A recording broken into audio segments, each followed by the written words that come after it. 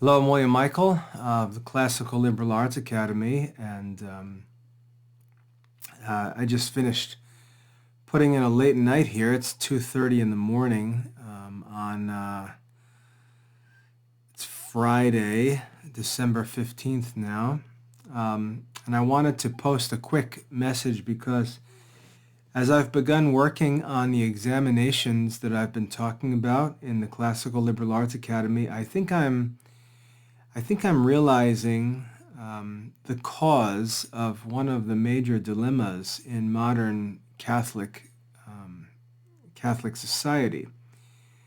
There's a lot of confusion. I know this because I talk to my own children, to my students about it just about every day, and it's the difficulty in discerning vocations.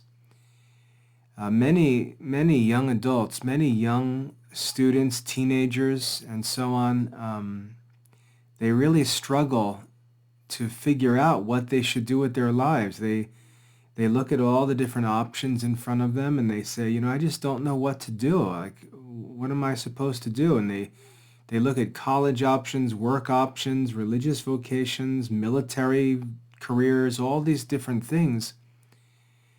And they say, I just don't know what I should do. There's so many things I'm interested in, and there's so many opportunities, and I just don't know what I should do. And I can empathize with them sometimes because I don't know what to tell them. I don't know what they should do either. But I think there's a cause for this confusion in vocations. And I think it has to do with low standards in schools. I think it has to do with easy assessments, with um, subjective assessments where teachers, just think about how schools work. It's so ridiculous. The schools leave the curriculum content to the teachers to decide. I know when I taught in private schools, I was free to decide the content of my classes. I had to simply show my supervisors lesson plans periodically. But the curriculum and instruction is largely left to the teachers, but assessment is also left to the teachers. Teachers make the quizzes, teachers make the assignments, teachers make the tests, teachers determine the grades, and so on. And if you really think about it, it doesn't matter whether a teacher is a proven, experienced, high-quality, intelligent teacher, or if it's a desperate hire that was just, made to fill some open spots in late August. Those people employed to be teachers, whether they're good teachers or not, they're making decisions in assessment, and you see, assessment is all relative. There's no objective measure of student achievement. And when there are tests, they're relatively easy. I mean, I know I just finished a course at Harvard, and I wrote a pretty bad evaluation because it was just too easy. It was too easy. Um, the assessments, it's just 4 papers I had to write. There was no objective examination. The courses are just too easy. I barely had to study the content of the course. I really just needed to do my research and write the papers, and I got A's. So when I look at modern schools, I think part of the problem is that assessment is not objective, it's not comprehensive, it's not rigorous. The courses are not difficult, and what we might think, because we've all become so soft and so arrogant, we don't want to fail at anything. But the problem is that when things are difficult and we have to choose what we're going to do, and the examinations are difficult, the standards are rigorous, and so on, we realize we can't be good at many things. In fact, we might only be able to be good at one thing. And part of the discernment process when it comes to vocations is, what is the one thing Or what are the, couple of things that I'm willing to work really hard for? When I was in college, I was a straight A student, but I did not want to study math. And if you gave me a calculus course and said, well, you're a good student, can you get an A in this calculus course? I would say no, I can't, because there's no way that I can get myself to study calculus. I just don't like it. I'm not interested in it. I do not want to do the work that would be required to get an A in that course. I would rather get a C and just accept it. And so when assessment standards are objective and they're really difficult, what students see is, what they're willing to work for and what they're not willing to work for, and that's the discernment process. What are you motivated to be good at? What do you want to be good at? What are you willing to work to get A's in? What exam would you be willing to work to get a perfect score on? And when you see a subject or an area where you're just like, oh, I can't even get myself to study that subject, that's when you can begin to discern that's what you're not called to. That's definitely not part of your future. And that's very important because it's like the process of elimination with respect to vocational discernment, seeing what we're not interested in. I knew when I was a pre-med student in college, I liked biology, loved physics. Chemistry wasn't too into chemistry, even though I worked in chemistry. But I loved physics. Algebra was fine. Loved geometry, but once we got into pre-calc, trig, calculus, I just had no interest whatsoever. Really wasn't interested in computers, wasn't interested in programming or any of that kind of stuff. So I had some science study that I enjoyed and was good at, loved anatomy and things like that. But once it got into any sort of chemistry or mathematics, I just really had no interest in it. And that was part of my discernment process when I realized, do I really want to be in natural sciences? Do I really want to work in medicine? I'm really not sure. And so as I explored some other classes, I found that classics and ancient history courses, or just history courses in general, were really difficult because there was so much reading to do. I had to read, just dozens and dozens of pages every day to keep up.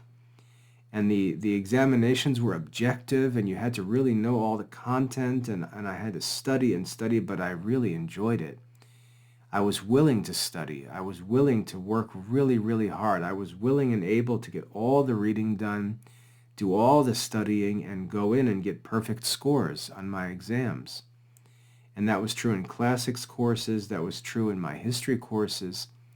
And that was part of the discernment process. I was willing to work really hard in classics and history, and I was not willing to work hard in higher mathematics.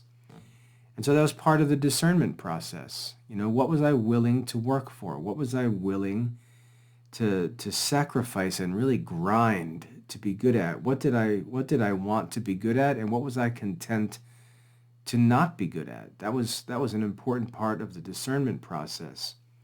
And I think that standards have become so low today. Assessment has become so easy. I mean, my kids, I see their grades being curved, and their assignments are just so they're just so subjective, so easy. There's none of the objective rigor that I had in many of my courses in college. And I see that the effect that this has is it makes them think that they like this and they like that, and they can be good at this and they can be good at that, and they feel like they're sort of good at everything because the standards are so low. And what that's doing is actually confusing them and making it difficult for them to discern what they're willing to work hard to be good at. The standards are too low. The standards in these courses are not preparing them for a competitive workplace. They're not preparing them for business. They're not preparing them for professional work in a competitive marketplace. They're just, they're just lowering standards to get more and more students through. I mean, have you looked recently at college numbers for the admission rates at colleges? I recommend you take some time and look at the admission rates at modern colleges. You'll be amazed to see colleges accepting 70, 80, 90% of applicants because online learning is just becoming such a cash cow for these colleges. The standards are so low, the courses are so shallow, and they're just collecting tens of thousands, hundreds of thousands, millions of dollars in tuition and enrollment because the old standards no longer exist. It's really upsetting to see what's going on in colleges and just how far the quality of study, the challenge of study has declined. I feel bad for my kids because I feel like the difficulty of studies, the difficulty and the challenge of learning how to study, learning to read, learning to take notes, learning to attend classes and take notes, learning to figure out how to prepare for exams and go through and handle all of the stress of, high risk assessments where you had to take an exam that was worth, 40% of your grade and you had one shot to take that exam. Those were good experiences. I learned a lot of virtue through the challenges of that study. And I don't see my kids needing to do that. They're getting straight A's in college and they're not working anything remotely close to how hard we had to work in college because the exams were so much more objective and difficult. They get to retake quizzes. They have all of this online assignment stuff. They just have to make discussion posts and they get grades for class participate. It's so watered down and shallow. So it's easy to go to college and get good grades, easy to get A's and B's, easy to go get a degree. And that seems like it's great, but I think there's a catch to it. I think there's a problem. Like I said, I think that because it's been made easy for them to appear to be succeeding, it's actually preventing them from having the opportunity to really get to know themselves and assess their interests and abilities. And that's what vocation ultimately comes down to. It comes down to those two things. It comes down to interest and ability. So you may say, oh, I'd like to be a medical student. I'd like to go to med school, but you really stink in science classes, or you really struggle with mathematics, and and that would help you to discern that, even though you may be interested in medical studies, you just don't have the ability. You're not good at them. And that's part of the discernment process. So I think that the lowering standards, and this isn't just in college. I mean, I'm picking on colleges quite a bit, but this is also true in high schools. This is also true in online school programs and home schools. When we lower the standards and make things easy, we feel like we might be doing kids a favor, especially when stress is being linked to like mental health issues and depression and all kinds of anxiety disorders and things like that. We think we're doing the kids a favor by making things easier for them.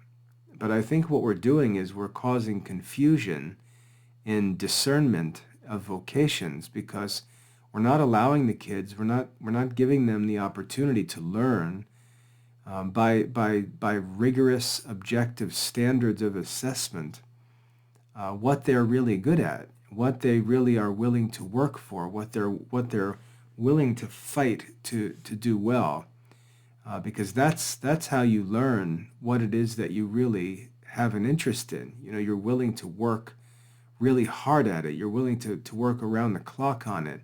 You're willing to make whatever sacrifice is needed, um, to succeed and overcome whatever the obstacles are. And that's part of how you discern what it is that you love, what it is that you're passionate about, what it is that you can spend your whole life working on. Again, I learned this uh, because when I got into classics and history studies, my desire to study was just insatiable, and it remains so today. I'm 48 years old, and I still love studying classics and history. I mean, my wife can tell you that when I was studying history, I would study the history so thoroughly that we didn't have computer stuff was just developing at the time. We didn't have any of the cool stuff that's available today. Um, but when I was studying for an exam in history, I would cover when we were married at the time, and in an apartment on campus.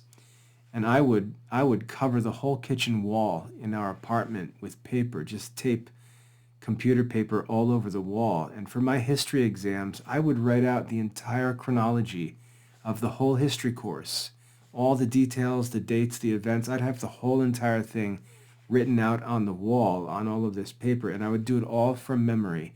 And I would work on it all through the night to master every detail of the chronology, all the characters, all the events.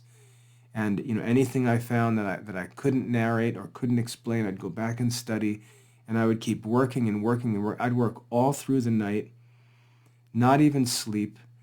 The next morning, go and take the exam and be finished. And I would get perfect scores on my history exams.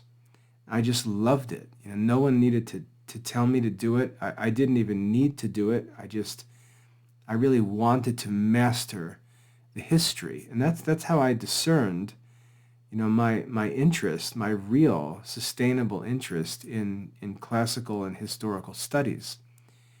And I just don't think kids are getting that opportunity to work that hard and be challenged in that way. So I think lower standards. I think the subjectivity and the relativity of assessments is really causing confusion for the kids. So, again, I'm discerning this because I've mentioned recently that I'm working to begin publishing old-fashioned, rigorous, objective examinations for courses in the Classical Liberal Arts Academy, where, to get certification for having completed a course, students are going to have to complete examinations that may be 200 questions long. And they've got to know all the details, all the content of the course, and they've got to know it and be able to provide it on an examination that's timed. So they've got to do it under time pressure. And as I've begun preparing these exams, these massive, detailed, very, very difficult examinations, you might think that, I'm sort of second guessing or nervous about the effect that it might have or how it's going to be received, but my thoughts are actually the opposite. I'm actually realizing just how many problems this is going to solve in modern education and how good it's going to be for the kids. I'm very happy for them. I'm happy that they're going to face these challenges. I'm happy that they're going to have to learn to study really hard and prepare for exams, because I think they're going to learn a lot from it. They're going to learn a lot about their interests. They're going to learn a lot about themselves. They're going to really learn how to study and take notes and prepare for examinations, objective assessments. It's just all so healthy and good for them to have to go through that.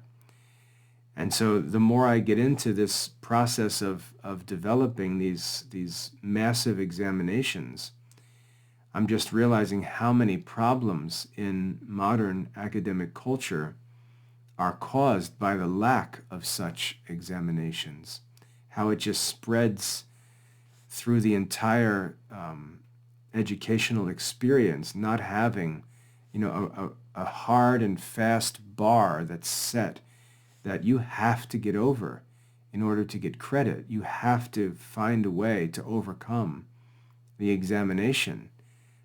We see this in many of the learned professions. We see medical school exams. We see bar exams for law students and so on. We see how there are bars set, and the challenge of knowing that you've got to get over that bar is what motivates the study for years before those exams are taken. And you just see that culture, that academic culture, that accountability that's created by that sense that there's an exam at the end of this journey, and if I don't make it over that exam, then I'm in trouble. I've got to study and prepare because I've got to pass that exam. You see just how good that pressure is. And yeah, it can be a source of anxiety, and it can be stressful, it can be difficult to bear with, but that's really how our character is formed and our vocation is discerned. That just so much of our character formation comes during those difficult, challenging times where we're really forced to just search for strength to be able to persevere and overcome and see other people not make it and actually earn our place. I think that agony of study is being removed from schools, and while again I think we think we're doing the kids a favor, I think that's short-sighted, and what we're actually doing is taking away all of the signposts, all of the road signs that could be used and should be used and were used to discern vocations and make big decisions in life. So I'm excited for the future in the academy because we're going to have objective, comprehensive examinations for all of our courses.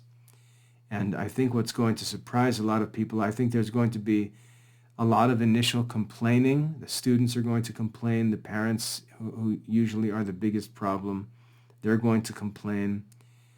And, some percentage of them are just going to quit completely. And that's a good thing, because many of the families that are tinkering around with classical studies and things like that, 20 years ago, they would not even be around. They're allowed to tinker because the standards are so low. And there needs to be, remember when we were in college, I don't know how old you are, but we knew that there were courses in the program that were weed out courses. We knew that there were courses that were intentionally difficult. They were intentionally rigorous, and they were meant to be a testing ground where the pretenders got weeded out and the committed students identified themselves. They were manifested by the difficulty of the weed out courses. There are no more weed out courses. Students tend to think that they're just good at everything and they can do whatever they want, and that's misleading them when it comes to vocational discernment. So again, I think that the coming examinations are really going to offer kids a lot of help in not just vocational discernment, but self-examination, really learning what their interests are, what they're willing to work for, what they're not willing to work for. And I think it's going to bring a lot of clarity to them. And it's a thing that I never thought of before, but as I'm going through and making these exams, I'm saying, how many kids are going to be able to do this? And then as I think about it, I say, well, it's going to really test the kids to see if they're willing to work for these subjects. And I realize that's what they need. That's actually a good thing. They need some help. They need to see, what it is that they love and really want to achieve, because that's going to help them to discern what their interests really are. So anyway, I don't want to babble too much about it, but I think to sum this up, I think that some of the confusion, maybe most of the confusion in vocational discernment among teenagers and young adults is a deceiving sense of ability and success in different fields because of low standards and subjective assessments and grading criteria and curved grades and things like that.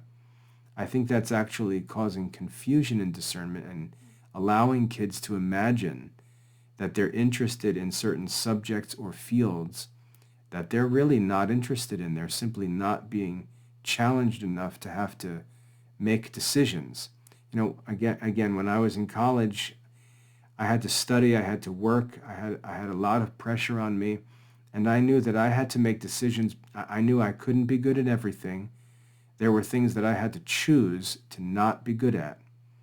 And that those were important decisions in life, and I don't think kids are being challenged to make those same decisions today. So I'm hoping that as I get this system of examinations developed, and it's going to take me a couple years, it's not going to be something that happens quickly.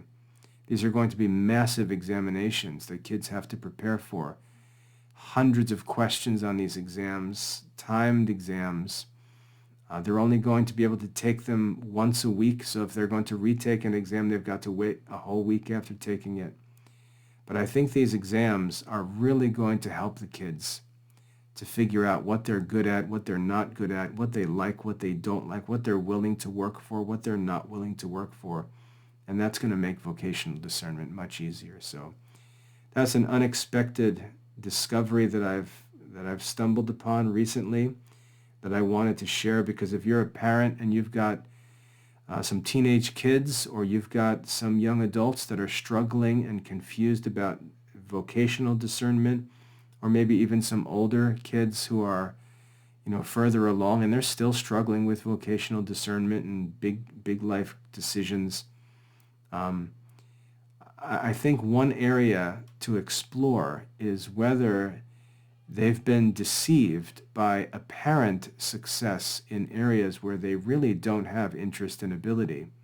And if the standards were higher, if the assessments were harder, if the evaluation was more objective and rigorous and comprehensive, how might their options be different in their minds? How might they have eliminated some options and be looking at much simpler decisions now had they been forced to make choices in the past? I think if we explore that, we're going to find that we can help our kids identify some issues that may seem like viable options to them, which really aren't, and they should be eliminated, but they're still hanging around and causing confusion. So if you've been through this process, you'll understand what I'm talking about. If you've got younger children, I always get younger parents with just some younger children responding to videos like, "Oh, I think you're right."